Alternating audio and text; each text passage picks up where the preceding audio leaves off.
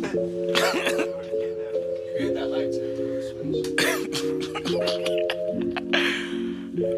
chill.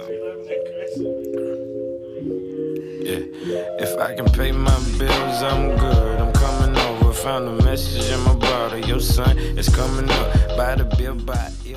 Hey guys, what's going on? My name is Paradox Bop, and today I'm very excited to be bringing you my first ever YouTube video. If you couldn't already tell from the title, it's going to be 5 ways to improve a Call of Duty Modern Warfare. In this video, I'm going to be going over some of the best attachments in the game, as well as how I find it best to maneuver the maps and play this game. So before we get into it, I just want to say how much I appreciate you guys clicking on this video, and if you enjoy what you see, make sure you subscribe. Okay guys, so hopping straight into the video, the first thing that I want to talk about is the attachments. Now the attachments in this game can be kind of confusing due to the sheer amount of them, but after playing this game for quite some time, I've kind of figured out the best type of attachments for most of the guns. So starting it off, we have the stippled grip tape, and this is probably one of the most important attachments that I use because it allows me to aim down sight faster, and in this game, most of the guns have a slow ADS time, and it's actually a really big advantage. So with this attachment, I usually pair it with either the no stock option or the collapsible stock option. This does relatively the same thing that the stippled grip tape does, except it actually increases your mobility as well. So some other attachments that I found pretty essential is anything that goes in the barrel, underbarrel, or ammo section. And what I mean by this is that for most guns, you're going to want to take advantage of these attachments, especially if you're running that stippled grip tape in no stock. Some examples of this would be the 10mm ammo upgrade on the MP5, the M16 barrel on the M4, as well as the monolithic suppressor on pretty much any gun. I'd also highly recommend using the Merc foregrip if you're using a submachine gun, because it makes the hip fire ridiculous, like super OP.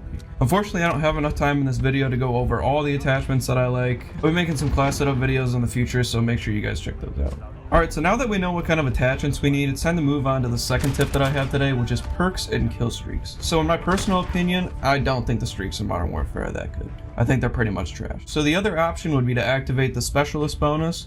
And what the Specialist bonus does is it allows you to swap out your streaks for extra perks. This can be a really big advantage, especially when you get your 6 kill streak and earn all 3 perks. One of your main advantages of this is that it allows you to run overkill and pick up Ghost as you get kills. For instance, if you run double time, you can earn Scavenger. I definitely recommend trying this out if you haven't yet, because you might even find more personal uses for it than I have. Okay, so moving on to our third tip, and this one is going to be about movement. So even though it may not seem like it, movement is actually a crucial part of Modern Warfare.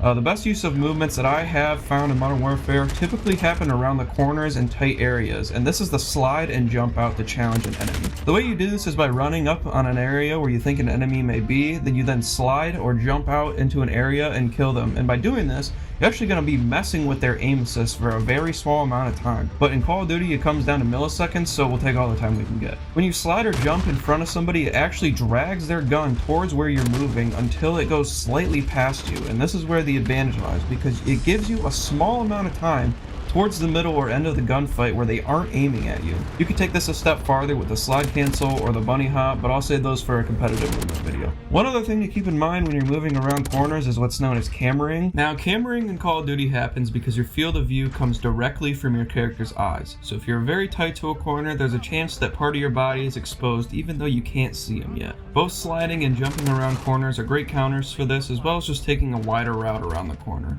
Okay, so the fourth thing that I'm going to go over in this video is what's known as centering. And centering is a player's ability to keep their crosshairs where they think an opponent will most likely be. This is why pro Call of Duty players look like they have god aim. Well, I mean they do, but this is one of the main factors that allows them to be so accurate. By doing this, it makes it easier for you to aim onto a target because you'll already be looking in their general direction. This is something I recommend practicing while you're working on the movement, because combining a jump around a corner with centering can make it extremely hard to kill you. This tip is not only limited to Call of Duty, but is a good habit to get into for any first-person shooter. The part of this that takes some work is playing the game long enough to be able to predict where enemies will most likely come from. Alright guys, so our fifth and final tip, I kind of combine two similar things because they really go hand in hand.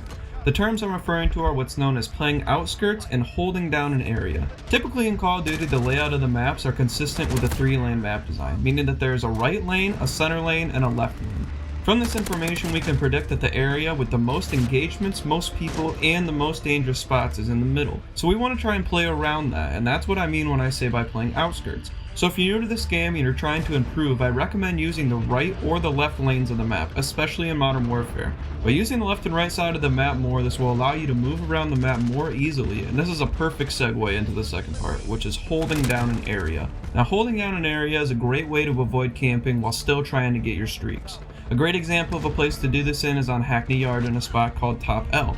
This spot allows you to see into the back of an enemy spawn from one side and the middle of the map from the other, as well as the main objective and objective game modes. By using these spots, we can stay in a smaller area and lock down the lanes where people push from. Okay guys, those are all the tips I have for you today. If you want to see more videos like this in the future, make sure you subscribe and let me know what other types of videos you'd like to see down below in the comments. Anyways, that's it for now. I'll see you.